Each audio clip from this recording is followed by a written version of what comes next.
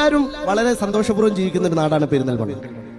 എല്ലാ ജനവിഭാഗങ്ങളും വളരെ സന്തോഷപൂർവ്വം വളരെ മതേതരമായി ചിന്തിക്കുന്ന ഒരു നാടാണ്. എന്റെ ഏറ്റവും വലിയ അഭിമാനം ഞാൻ പറയട്ടെ, ഞാൻ നിങ്ങളുടെ നാട്ടുകാരനായി അവിടെ മത്സരിക്കാൻ പോയി, അവിടെ ജയിച്ചു വന്നു.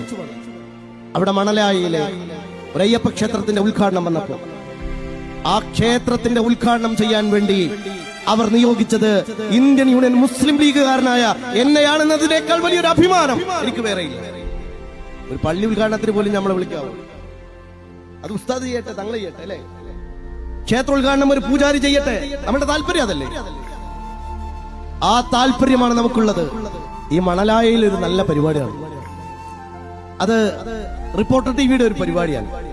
ആ പരിപാടി നടക്കുമ്പോ ഒരു ക്ഷേത്ര മുറ്റത്താണ് അവിടെ പരിപാടി നടക്കുന്നത്. ആ ക്ഷേത്രത്തിന്റെ ഒരു വലിയ പ്രത്യേകത എന്ന് പറയുന്നത് കുന്നുമ്മൽ ശ്രീ ഭഗവതി ക്ഷേത്രം എന്നാണ് ആ ക്ഷേത്രത്തിന്റെ പേര്. ആ ക്ഷേത്രത്തിന്റെ മുറ്റത്ത് ഞാൻ ഇതിനു മുമ്പും പോയിട്ടുണ്ട്. അവിടെ ശബരിമല ഉൾപ്പെടെയുള്ള 50 ക്ഷേത്രങ്ങളിലേക്ക് അവിടുത്തെ ഏറ്റവും പ്രധാനപ്പെട്ട നെല്ല് അങ്ങോട്ടാണ് കൊണ്ടുപോവുക. അവിടെ വിളയിക്കുന്ന നെല്ലാണ് ആ ക്ഷേത്രങ്ങളിലേക്കെല്ലാം കൊണ്ടുപോവുക. അപ്പൊ അതൊരു പവിത്രമായ സ്ഥലമായിട്ടാണ് കാണുന്നത്. അവിടെ കൃഷി ഇറക്കാനും ഞാൻ പോയിട്ടുണ്ട്, നടിയിലെ ഉത്സവത്തിനും ഞാൻ പോയിട്ടുണ്ട്, വിളവെടുക്കാനും പോയിട്ടുണ്ട്, കൊയ്ത്തുത്സവത്തിനും പോയിട്ടുണ്ട്. അങ്ങനെ മനോഹരമായ ആ ക്ഷേത്രാങ്കണത്തിൽ വെച്ച് ഈ പരിപാടി നടക്കുമ്പോൾ അവിടുത്തെ ക്ഷേത്ര ഭാരവാഹികൾ ഇരിക്കുന്നു, മഹല്ല് ഭാരവാഹികൾ ഇരിക്കുന്നു, നാട്ടുകാരെല്ലാവരും ഇരിക്കുന്നു. അപ്പൊ അവിടുത്തെ കാരണവരായിട്ടുള്ള മഹല്ലിന്റെ നേതാവ്, മഹല്ല് കമ്മിറ്റിയുടെ പ്രസിഡന്റോ വൈസ് പ്രസിഡന്റോ ആയിട്ടുള്ള ഒരാള് പെട്ടെന്ന് ഒരു കാര്യം പറയാൻ, നോക്കൂ, നിങ്ങൾ ആ ആൽമരം കണ്ടില്ലേ?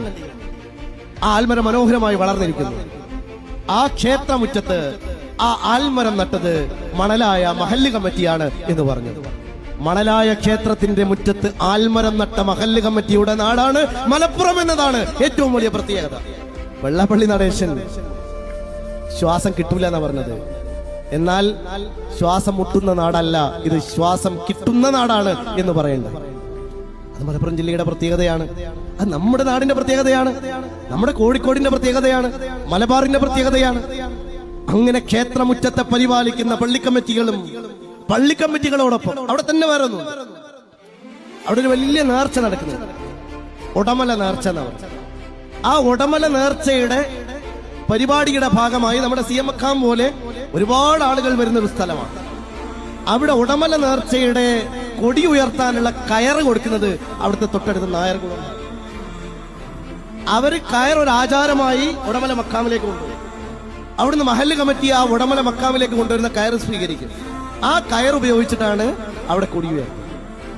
ഈ നാടിന്റെ പേരാണ് ഇന്ത്യ, ഈ നാടിന്റെ പേരാണ് കേരളം.